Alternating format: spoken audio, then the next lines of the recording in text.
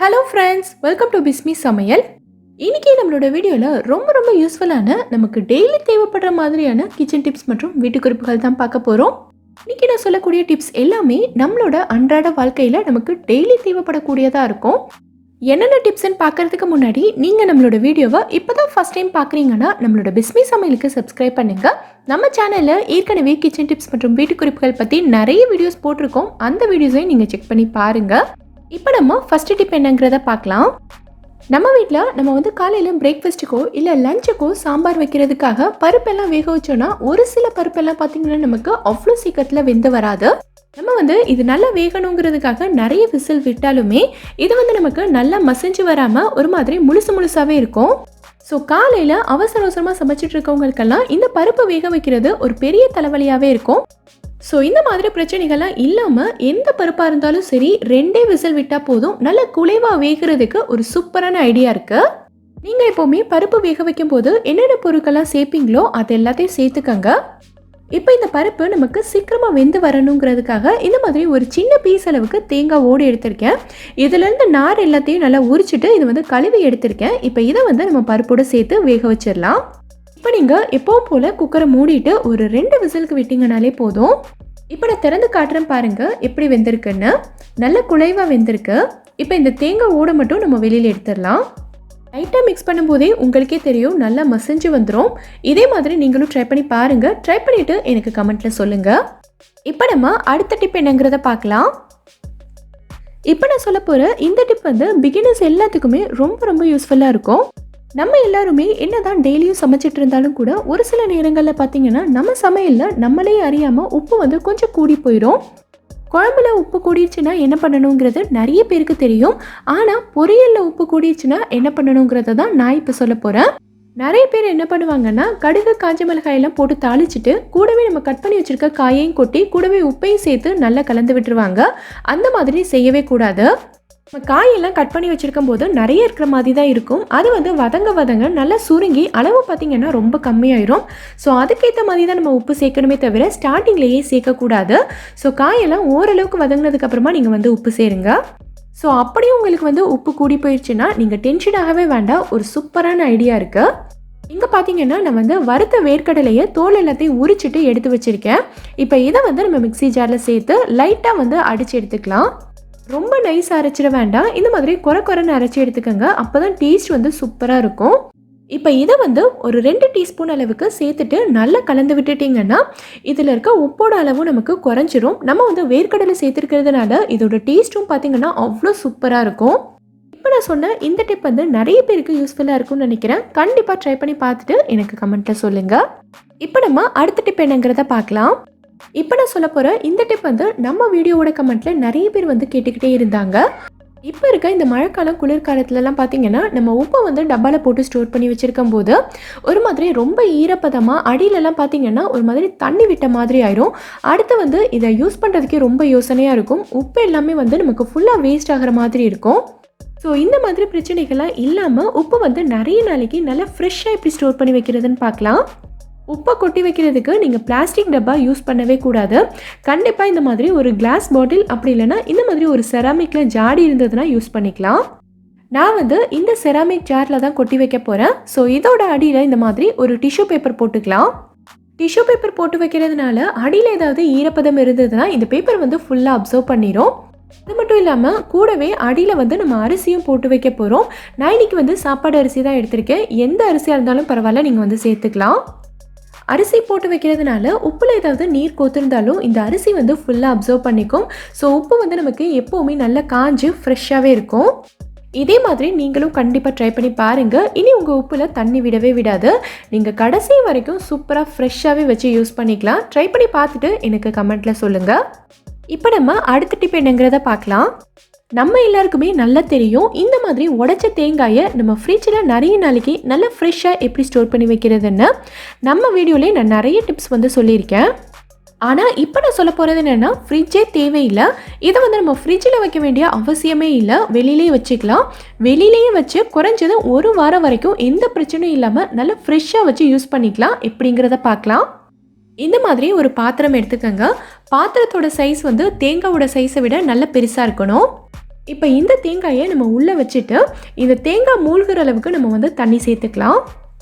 கண்டிப்பாக தேங்காய் வந்து ஃபுல்லாக தண்ணியில் மூழ்கி இருக்கணும். அப்போ தான் தேங்காய் வந்து நமக்கு ரொம்ப நாளைக்கு ஃப்ரெஷ்ஷாக இருக்கும். இதை வந்து அப்படியே எடுத்து நீங்கள் கிச்சனில் ஏதாவது ஒரு நல்ல கூலிங்கான இடத்துல அப்படியே வச்சுருங்க. இதில் தூசியெல்லாம் விழாமல் இருக்கிறதுக்காக ஒரு மெல்லிசான துணி போட்டு இதை ஃபுல்லாக மூடி வச்சுருங்க.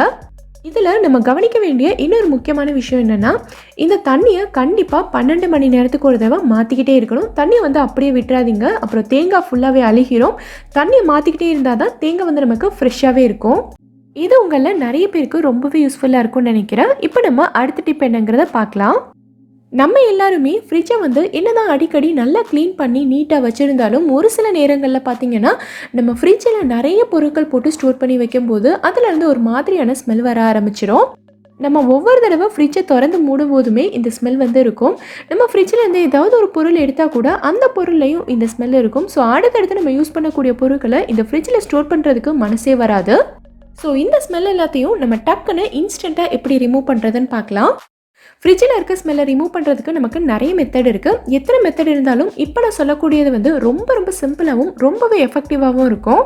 நம்ம வீட்டில் இருக்க ஏதாவது ஒரு பேப்பர் எடுத்துக்கலாம். எழுதின பேப்பர் இல்லை எழுதாத பேப்பர் எதுவாக இருந்தாலும் ஓகே தான். நல்லா கசக்கிட்டு கொஞ்சமாக தண்ணி தெளித்து நல்லா நனைச்சிக்கோங்க. இந்த பேப்பரை வந்து நீங்கள் அப்படியே எடுத்து ஃப்ரிட்ஜில் வச்சாலும் ஓகே தான். நான் வந்து இந்த மாதிரி ஒரு சின்ன கிண்ணத்தில் வச்சுக்கிறேன். இதை வந்து நம்ம அப்படியே எடுத்துகிட்டு போய் ஃப்ரிட்ஜில் வச்சிடலாம். இது வந்து ஒரு 7லேருந்து 8 மணி நேரத்துக்கு ஃப்ரிட்ஜிலேயே இருக்கட்டும். அதுக்கப்புறமா நம்ம வந்து வெளியில் எடுத்துக்கலாம். இப்படி நம்ம செய்யும்போது ஃப்ரிட்ஜிலேருந்து வர பேட் ஸ்மெல் எதுவுமே நமக்கு சுத்தமாக வரவே வராது. கண்டிப்பாக ட்ரை பண்ணி பாருங்கள். இப்போ நான் சொல்ல போகிற இந்த டிப் வந்து உங்களில் நிறைய பேருக்கு ரொம்பவே யூஸ்ஃபுல்லாக இருக்கும்னு நினைக்கிறேன். நம்ம எல்லார் வீட்லேயுமே பொதுவாகவே இந்த மாதிரி ஒரு இட்லி பாத்திரம் இருக்கும். இட்லி மட்டும் இல்லை, இடியாப்பம் கூட இதில் நம்ம வேக வச்சுக்கலாம். இட்லி சுட்டு முடிச்சதுக்கப்புறமா இந்த பாத்திரத்தோட அடியில் பார்த்தீங்கன்னா ஒரு மாதிரி உப்பு கரை பிடிச்ச மாதிரி இருக்கும். இதை வந்து நம்ம டிஷ்வாஷர் போட்டு எவ்வளோதான் தேய்ச்சி கழுவுனாலும் போகவே போகாது.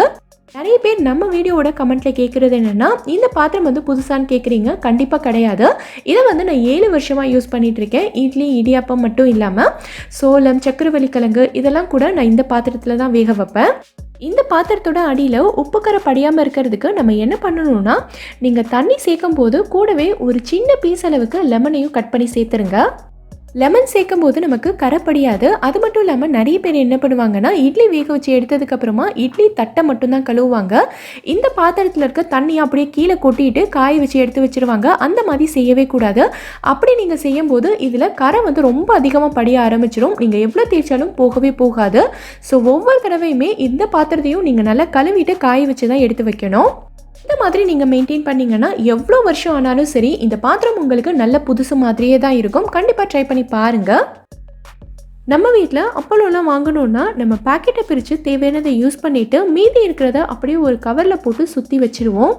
டிப் வந்து அப்பளத்துக்கு மட்டும் இல்லை, நிறைய பேர் வந்து வெளியூரில் வெளிநாட்டில் இருக்கவங்கெல்லாம் சொந்த ஊருக்கு போகும்போது நிறைய அப்பளம் வடகம்லாம் வீட்டிலேயே போட்டு எடுத்துகிட்டு வருவாங்க. ஸோ இதை வந்து குறைஞ்சது 6 மாதத்துக்காவது ஸ்டோர் பண்ணி வச்சு யூஸ் பண்ணிக்கணும்னு நினைப்பாங்க. ஸோ அவங்களுக்கெல்லாம் இந்த டிப் வந்து ரொம்ப ரொம்ப யூஸ்ஃபுல்லாக இருக்கும். இந்த அப்பளத்தை நம்ம அப்படியே ஒரு கவரில் போட்டு சுற்றி வச்சுட்டோன்னா இது நமக்கு நிறைய நாளைக்கு வராது. அப்பளம் ரொம்ப ட்ரை ஆகிட்டு ஒரு மாதிரி உளுத்து போன மாதிரி இருக்கும். இதை நம்ம வறுத்தாலுமே அந்தளவுக்கு டேஸ்ட்டாக இருக்காது. ஸோ நம்ம என்ன பண்ணலான்னா, இந்த மாதிரி ஒரு டப்பா எடுத்துக்கோங்க. அப்பளத்தை கவரில் இருந்து வெளியில் எடுக்க வேண்டாம். கவருக்குள்ளேயே வச்சுட்டு இந்த டப்பாவில் வச்சு நல்லா க்ளோஸ் பண்ணிவிடுங்க. நீங்கள் வந்து அடிக்கடி அப்பளம் பொரிப்பீங்க, சீக்கிரமாக காலியாயிரும் அப்படின்னா இதை வந்து நீங்கள் வெளியிலேயே வச்சு யூஸ் பண்ணிக்கலாம்.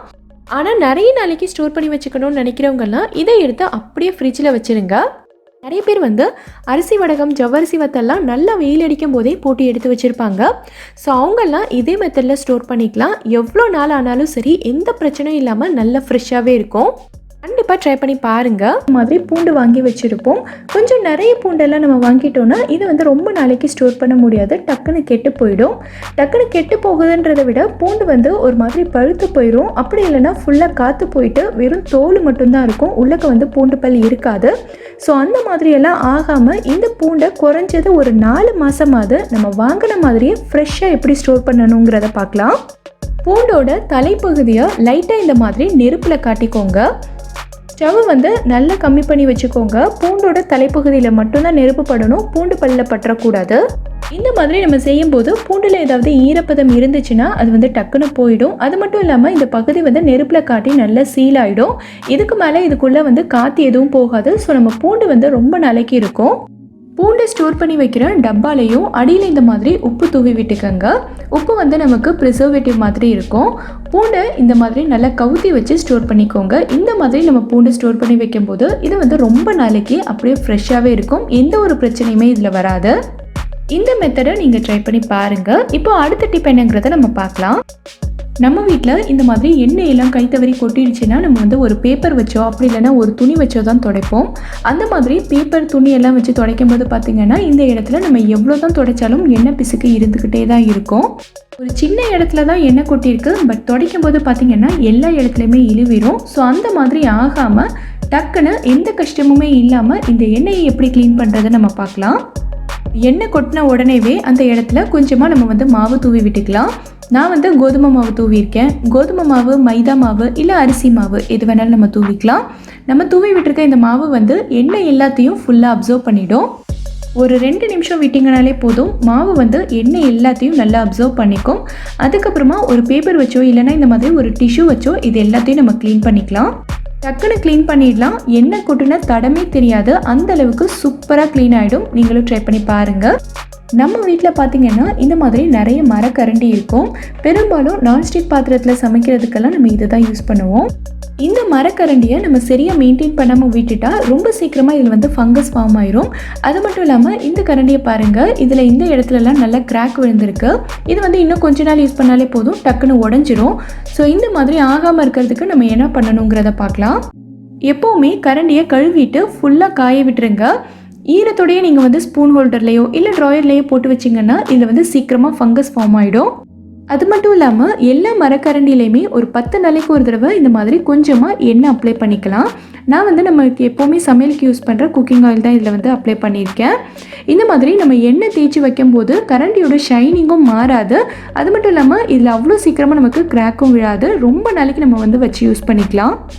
நம்ம வீட்டில் இருக்கிற கத்திலலாம் ஷார்ப்னஸ் குறைஞ்சிருச்சுன்னா இதை ஷேர் பண்ணுறதுக்கு நிறைய மெத்தட் சொல்லுவாங்க. ஆனால் நான் இன்னைக்கு சொல்கிற மெத்தட் வந்து ஒரு சூப்பரான ரொம்ப எஃபெக்டிவான மெத்தட். இந்த மெத்தடில் நம்ம கத்தியை ஷேர் பண்ணோன்னா நம்ம தெருவுலலாம் கத்தி சாணம் பிடிக்கிறதுக்கு வருவாங்க தெரியுமா, அவங்க கிட்ட கொடுத்து ஷேர் பண்ண அளவுக்கு அவ்வளோ சூப்பராக ஷார்ப்பாக இருக்கும். எப்படிங்கிறத பார்க்கலாம். இந்த மாதிரி உப்பு தாள் எடுத்துக்கோங்க. இதை வந்து சாண்ட் பேப்பர்னு சொல்லுவாங்க. பொதுவாகவே எல்லா கடைகள்லையுமே கிடைக்கும். இதை ஃபுல்லாகவே நம்ம வந்து யூஸ் பண்ண போகிறதில்ல, ஒரு சின்ன பீஸ் கட் பண்ணி தான் நம்ம யூஸ் பண்ண போகிறோம். இந்த உப்புத்தாள் வச்சு கத்தியை நல்லா அழுத்தி வேகமாக தேய்ச்சி விடுங்க. இந்த மெத்தடில் நம்ம தேய்க்கும் போது வந்து கத்தி சூப்பராக ஷார்ப் ஆகிடும். எல்லா கத்தியுமே நம்ம இதே மாதிரி ஷேர் பண்ணிக்கலாம். ஒவ்வொரு கத்தி ஷேர் பண்ணும்போதும் நீங்கள் வேறு பீஸ் கட் பண்ணி தேய்ச்சி விட்டுக்கோங்க. கத்தி, அருவாமனை எதுவாக இருந்தாலுமே நீங்கள் இதே மெத்தடில் ஷேர் பண்ணிக்கலாம். சூப்பராக ஒர்க் அவுட் ஆகும். ட்ரை பண்ணி பாருங்கள். அடுத்து நம்ம இந்த மாதிரி முட்டை எல்லாத்தையும் ஃப்ரிட்ஜில் வைக்காமல் வெளியிலேயே வச்சு ரொம்ப நாளைக்கு எப்படி ஸ்டோர் பண்ணுறதுன்னு பார்க்கலாம்.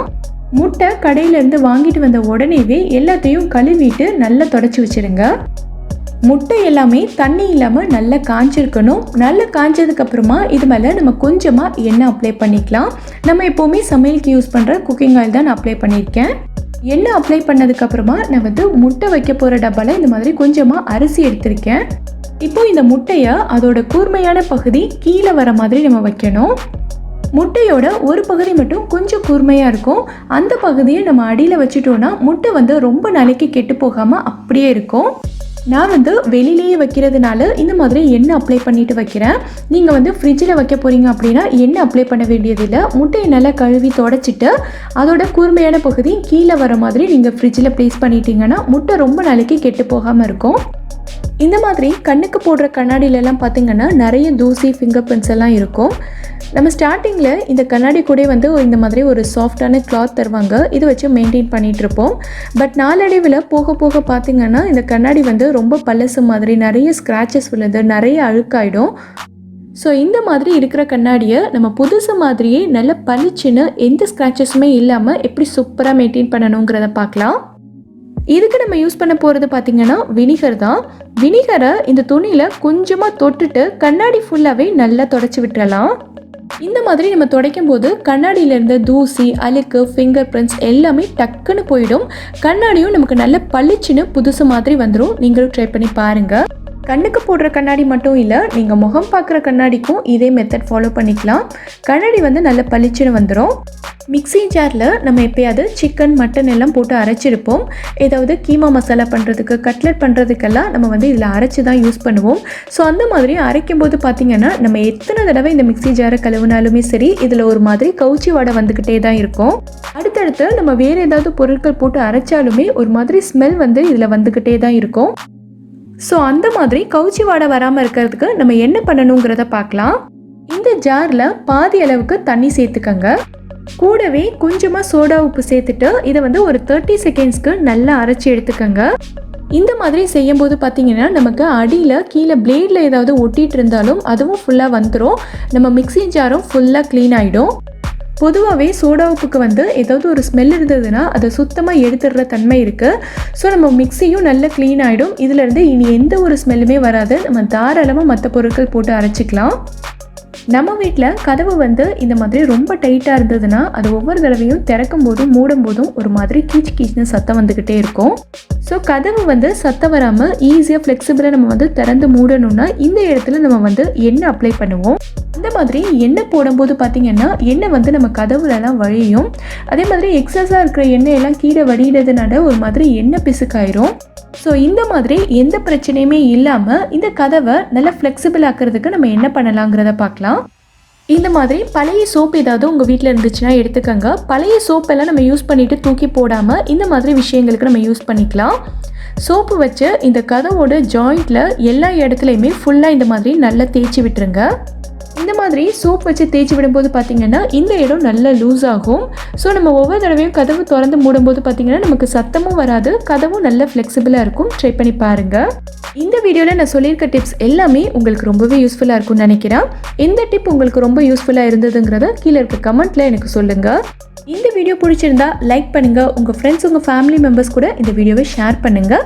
மறக்காமல் நம்ம பிஸ்மி சமையலுக்கு சப்ஸ்கிரைப் பண்ணிவிட்டு பக்கத்தில் இருக்கக்கூடிய பெல் ஐக்கானை கிளிக் பண்ணி அதில் ஆல் ஆப்ஷனையும் செலக்ட் பண்ணுங்கள். தேங்க்யூ.